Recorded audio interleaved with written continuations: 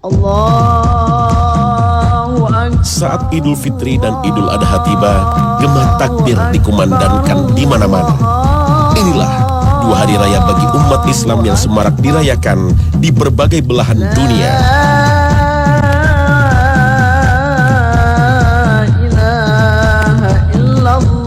Namun, bagaimanakah jika ada kelompok yang mengaku Muslim memiliki hari raya lain yang lebih istimewa dari Idul Fitri dan Idul Adha? Pada hari itu, mereka mengklaim bahwa Allah akan mengampuni dosa yang dilakukan selama 60 tahun dan akan membebaskannya dari api neraka 2 kali lipat dari bulan Ramadan, malam Lailatul Qadar, dan malam Hari Raya Idul Fitri. Pada hari itu, jika bersedekah 1 dirham, nilainya sama dengan 1000 dirham. Inilah keutamaan hari raya yang disebut Idul Ghadir. Namun, di tengah kemeriahan acara Syiah yang digelar di Jakarta kemarin, ternyata banyak dari warga Syiah yang tidak tahu tentang hari Idul Ghadir ini. Banyak pula yang tidak tahu bahwa mereka menghadiri acara Syiah.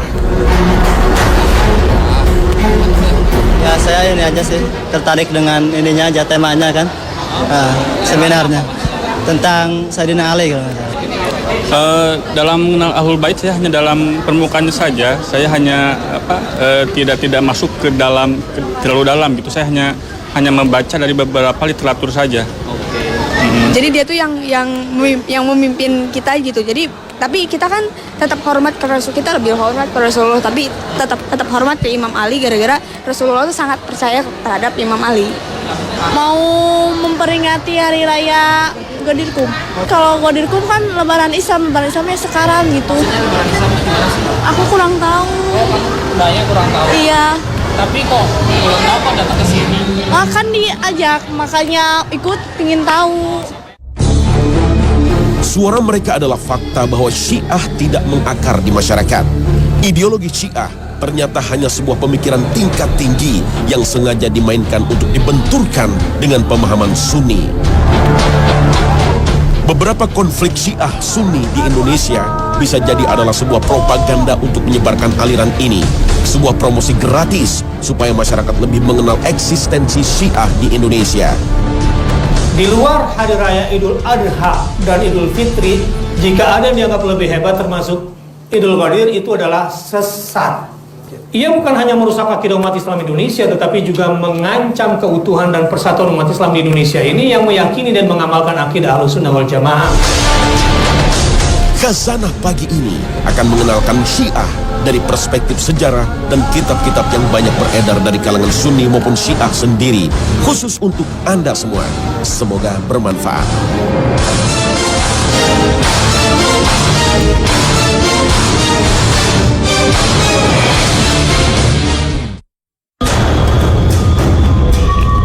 Assalamualaikum warahmatullahi wabarakatuh. Selamat pagi pemirsa Trans 7. Khazanah, ensiklopedia Islam dunia, pagi ini kembali hadir ke hadapan Anda. Semoga pagi ini kita berada dalam lindungan dan hidayah Allah Subhanahu wa Ta'ala. Idul Ghadir menjadi perayaan yang istimewa bagi kaum Syiah, tak terkecuali di Indonesia. Kaum Syiah di Indonesia kini makin berani menggelar berbagai penghelatan akbar, terutama untuk merayakan Idul Ghadir. Inilah hari saat malaikat Jibril turun menyampaikan wahyu kepada Rasulullah untuk menunjuk Ali bin Abi Thalib sebagai khalifah pengganti kepemimpinan sepeninggal beliau. Peristiwa ini terjadi pada 18 Zulhijjah di kebun Ghadir Khum.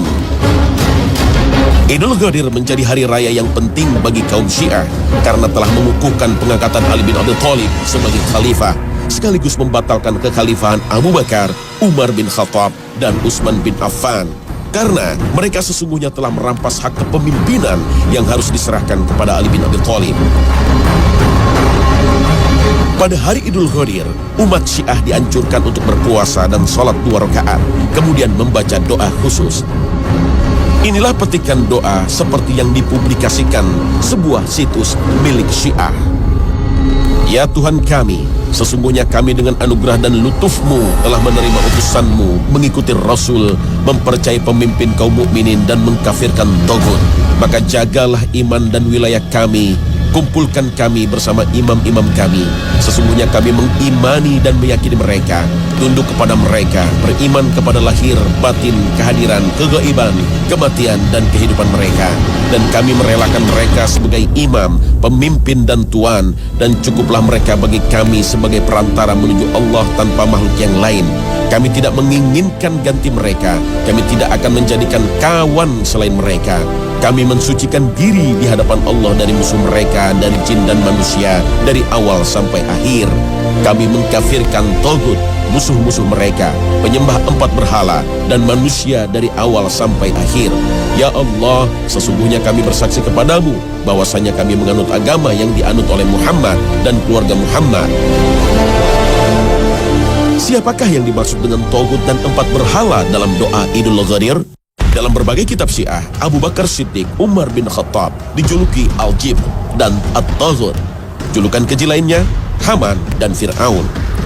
Muhammad bin Ya'qub Al-Qulaini dalam kitabnya Al-Usul min Al-Kafi, kitab Al-Hujjah, menukilkan sebuah riwayat yang disandarkan kepada Abu Abdullah.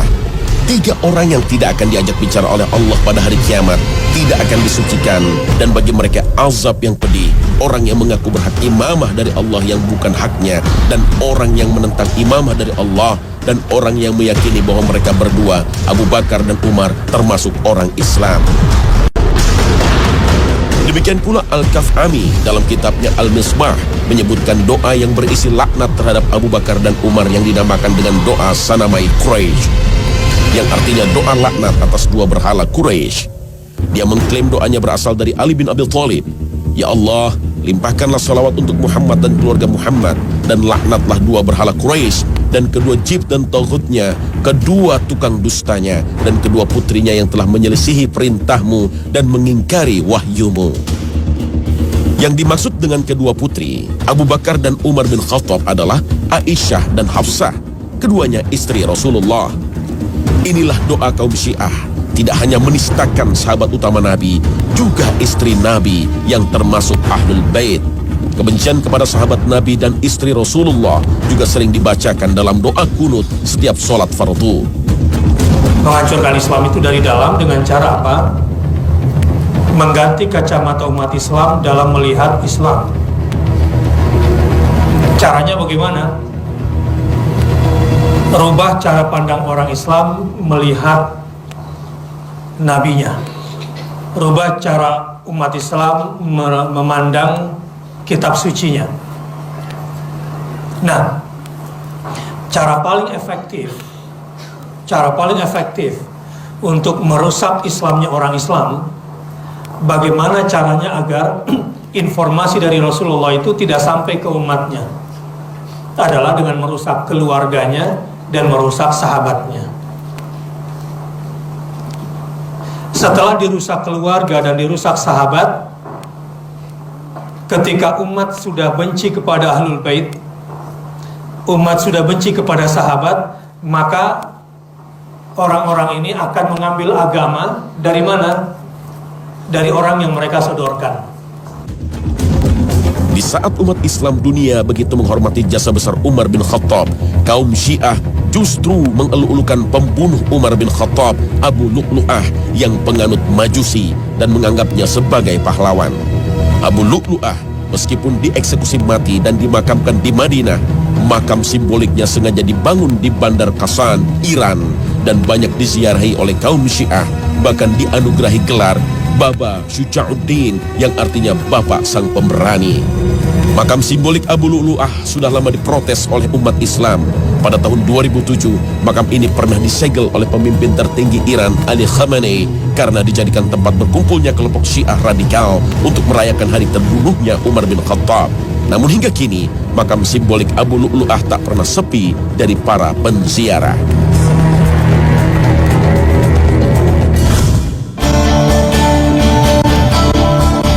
Idul Ghadir, menurut versi Syiah, pertama kali diperingati oleh Khalifah Ali bin Abi Thalib bertepatan pada hari Jumat. Namun kisah ini tak satu pun diriwayatkan oleh para sahabat Nabi. Dalam sejarah, tradisi perayaan Idul Ghadir justru pertama kali dilakukan pada era Daulah Buwayhi yang menguasai sebagian wilayah Irak pada abad ke-4 Hijriah. Artinya, perayaan ini tidak pernah ada dan tidak satupun sahabat Nabi, tabi'in, dan tabi'ut tabi'in yang mengenal perayaan Idul Ghadir. Padahal pada masa mereka adalah sebaik-baiknya zaman, seperti yang dijelaskan dalam sabda Rasulullah.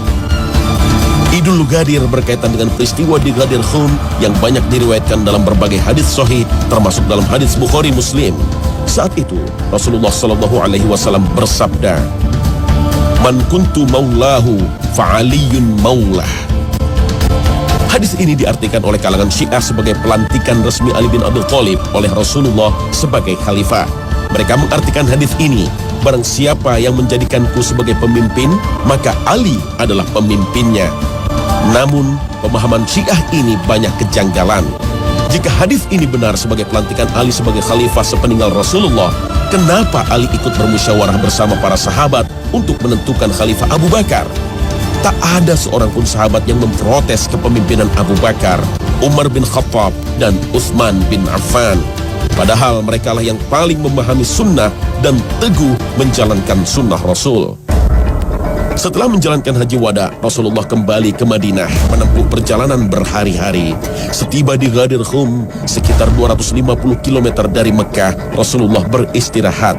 Pada saat itu Rasulullah bersabda yang diklaim oleh kaum Syiah sebagai pelantikan Ali bin Abi Thalib sebagai khalifah. Jika sabda Rasulullah di Ghadir Khum berkaitan kepemimpinan sepeninggalnya, kenapa Rasulullah tidak menyampaikannya dalam khutbah haji wada di Mekah yang dihadiri banyak umat Islam dari berbagai daerah? Sementara saat di Ghadir Khum hanya sebagian kecil umat Islam yang mengikuti rombongan Rasulullah, kebanyakan penduduk Madinah. Inilah logika sederhana yang sulit dibantah oleh kaum Syiah. Apalagi mereka sering menafikan latar belakang sabda Rasulullah saat di Ghadir Khum. Beberapa bulan sebelum haji wada, Rasulullah mengirim pasukan ke Yaman di bawah pimpinan Ali bin Abi Thalib. Setelah meraih kemenangan dan mendapat banyak harta rampasan, terjadi perselisihan dan kesalahpahaman antara Ali dan sebagian pasukannya soal harta rampasan perang. Kemudian, masalah ini dilaporkan pada Rasulullah pada saat di Ghadir Khum. Saat itulah Rasulullah bersabda, "Barang siapa menjadikanku sebagai kekasihnya, maka Ali pun menjadi kekasihnya." Menurut sebuah riwayat, sahabat yang mengadu kepada Rasulullah tentang ketidakadilan Ali bin Abi Thalib dalam pembagian harta rampasan perang adalah Buraidah ibnu Husain.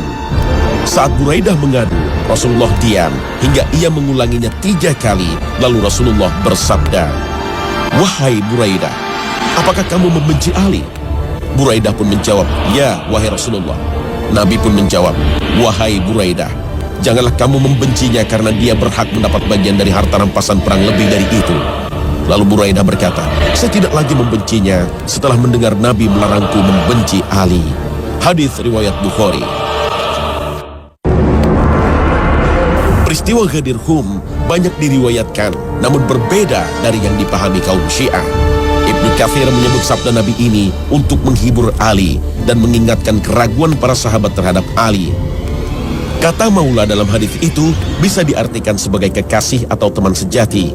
Saat itu Rasulullah memuji Ali. "Barang siapa yang menjadikanku sebagai teman sejati, maka Ali sebagai teman sejatinya."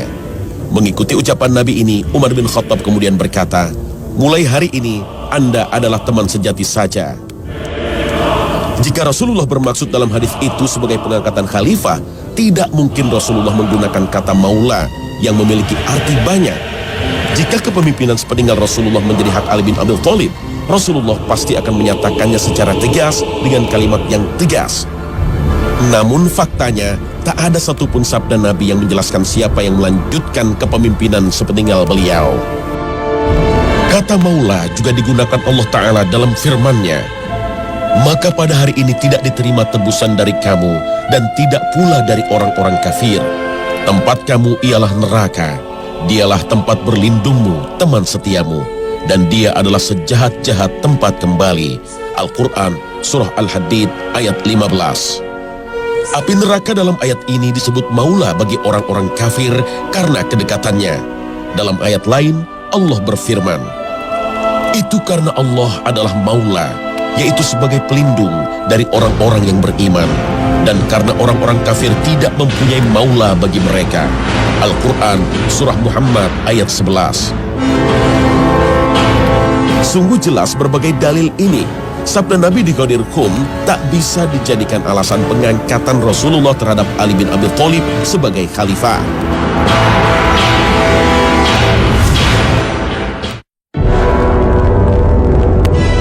Berbagai dalil kuat yang dijelaskan para ulama Sunni tetap tak bisa diterima oleh kaum Syiah. Bagi mereka, Nabi Muhammad telah memilih penggantinya, yaitu Imam Ali bin Abi Thalib, kemudian dilanjutkan oleh keturunannya yang disebut Ahlul Bait.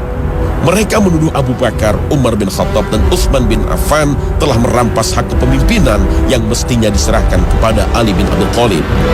Selain hadis Nabi di Ghadir Khum, para ulama Syiah seperti Al-Bahrani dalam kitab tafsirnya Al-Burhan fi Tafsir Al-Quran atau At-Taba'i dalam Tafsir Al-Mizan memperkuat hak imamah yang harus dipegang Ali bin Abi Thalib dan keturunannya dengan menafsirkan ayat 55 dalam Al-Maidah. Sesungguhnya penolong kamu adalah Allah, Rasulnya, dan orang-orang beriman yang mendirikan sholat dan menunaikan zakat seraya mereka tunduk kepada Allah. Menurut kaum Syiah, ayat ini diturunkan secara khusus untuk Ali bin Abi Thalib dan keturunannya. Karena itulah mereka mengkafirkan banyak sahabat Nabi, terutama Khalifah Rasyidin. Padahal Ali bin Abi Thalib sendiri pernah berkhutbah di Kufah, seperti ditulis dalam Al-Bidayah wan Nihayah karya Ibnu Katsir. Wahai sekalian manusia, sesungguhnya sebaik-baik umat setelah Rasulnya adalah Abu Bakar, kemudian Umar, dan bila mau aku akan sebutkan yang ketiganya.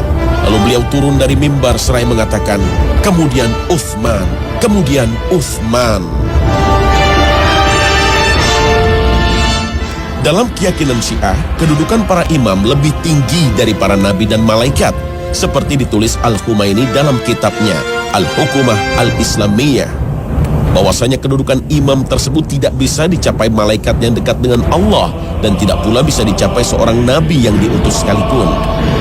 Para imam memiliki sifat maksum atau terbebas dari dosa, seperti ditulis Muhammad Ar-Rayyi As-Sahri dalam Mizanul Hikmah. Dia adalah seorang yang maksum dari seluruh dosa, baik dosa kecil maupun besar, tidak tergelincir di dalam berfatwa, tidak salah dalam menjawab, tidak lalai dan lupa, serta tidak lengah dengan satu perkara dunia pun. Para imam diyakini oleh kaum Syiah mengetahui perkara gaib. Seluruh perbendaharaan langit dan bumi diperlihatkan kepada mereka, dan mereka pun mengetahui apa yang terjadi dan akan terjadi sampai hari kiamat.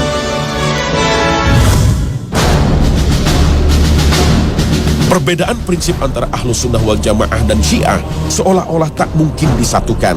Meski demikian, berbagai upaya untuk menyatukan umat Islam sudah banyak dilakukan para ulama Sunni. Pada tahun 1960-an, Syekh Mahmud Shaltut, Grand Syekh Al-Azhar, pernah mengeluarkan fatwa membolehkan beribadah dengan mazhab Ja'fari dari kalangan Syiah. Berbagai muktamar pendekatan mazhab dengan melibatkan Syiah juga banyak digelar. Syekh Yusuf Qaradawi termasuk ulama yang banyak mengkampanyekan persatuan umat. Namun, menurut Yusuf Qaradawi, berbagai kesepakatan hanyalah seremonial, tidak akan memecahkan akar permasalahannya jika kaum Syiah tetap mencerca para sahabat dan secara agresif menyebarkan pemahamannya di tengah masyarakat Sunni. Mana mungkin bisa disatukan jika kaum Syiah berprinsip imamah atau kepemimpinan bagian dari akidah. Tidak disebut beriman seorang muslim jika tidak beriman kepada 12 imam mereka. Menurut Syekh Yusuf Qaradawi, meskipun Ahlus Sunnah memfonis sesat ajaran Mu'tazilah, tapi tidak mengkafirkannya. Namun sebaliknya, Syiah yang lebih dulu mengkafirkan Ahlus Sunnah, sebagaimana perkataan Ni'matullah Al-Jazairi dalam kitab Al-Anwar An-Nu'maniyah. Sesungguhnya kami tidak bisa bertemu dengan Ahlus Sunnah di dalam satu Tuhan dan tidak dalam satu Nabi dan satu Imam. Faham mudah mengkafirkan orang lain adalah faham berbahaya. Ali bin Abi Thalib tidak pernah mengkafirkan kelompok yang memeranginya dalam perang Jamal maupun perang Siffin, termasuk kelompok Khawarij yang mengkafirkan Ali dan Muawiyah. Sayyidina Ali pernah ditanya tentang Khawarij, apalah mereka itu orang-orang kafir? Ali menjawab, mereka lari dari kekufuran. Beliau ditanya lagi, apakah mereka masuk ke dalam orang-orang munafik? Ali menjawab, orang-orang munafik itu tidak pernah mengingat Allah kecuali hanya sedikit. Ali ditanya lagi, Lantas siapakah mereka itu? Ali menjawab, mereka adalah saudara-saudara kita kemarin yang telah berbuat berlebihan hari ini terhadap kami. Seorang muslim tidak boleh berlebihan mencap kafir orang lain, kecuali sudah jelas kekufurannya disertai dalil-dalil yang kuat, sebagaimana hadis Nabi yang diriwayatkan Bukhari Muslim. Siapa saja yang telah mengucapkan tidak ada Tuhan selain Allah dan Muhammad itu utusannya, maka dia itu muslim. Kalimat itu telah melindungi darah dan hartanya, dan Allah yang akan menghisapnya kelak. Meski demikian, tak berarti Ahlussunnah menerima Syiah begitu saja dan membiarkan berbagai penyimpangan yang menodai kemurnian ajaran Islam. Allah Ta'ala telah memerintahkan kita dalam firman-Nya. وَإِذْ أَخَذَ اللَّهُ مِيثَاقَ الَّذِينَ أُوتُوا الْكِتَابَ لَتُبَيِّنُنَّهُ لِلنَّاسِ وَلَا تَكْتُمُونَهُ فَنَبَذُوهُ وَرَاءَ ظُهُورِهِمْ.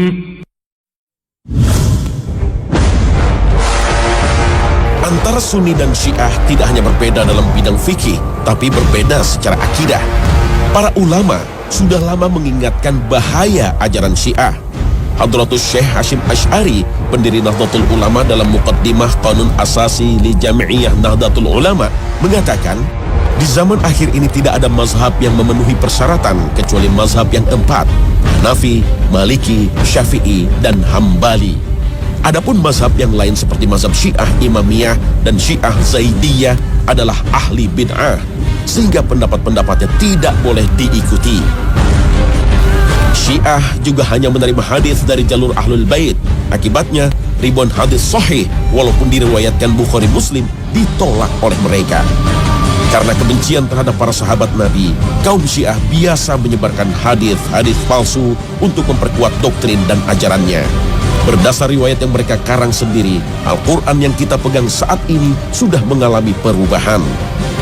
Abul Hasan Al-Amili dalam Miratul Anwar wa Mishkatul Asrar mengatakan, sepeninggal Rasulullah, banyak sahabat yang menjadi penulis Al-Quran menghapus banyak ayat.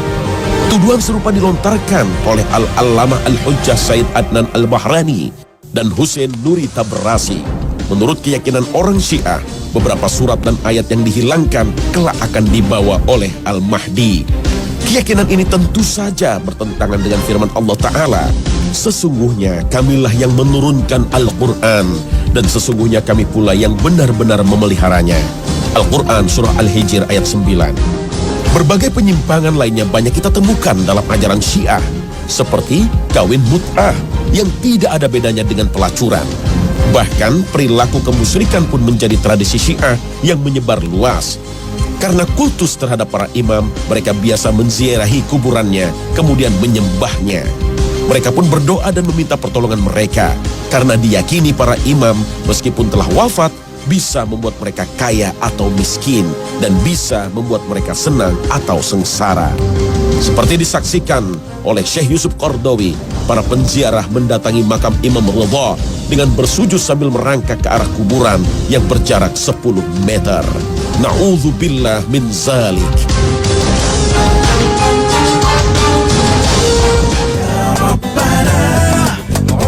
Pemirsa Khazanah, mudah-mudahan episode Syiah ini menambah pemahaman kita tentang ajaran Syiah, hingga kita makin waspada dengan perkembangan paham ini di negeri kita. Semoga Allah melindungi kita semua dari bencana akidah dan ajaran yang sesat. Terima kasih atas perhatian Anda, dan wassalamualaikum warahmatullahi wabarakatuh.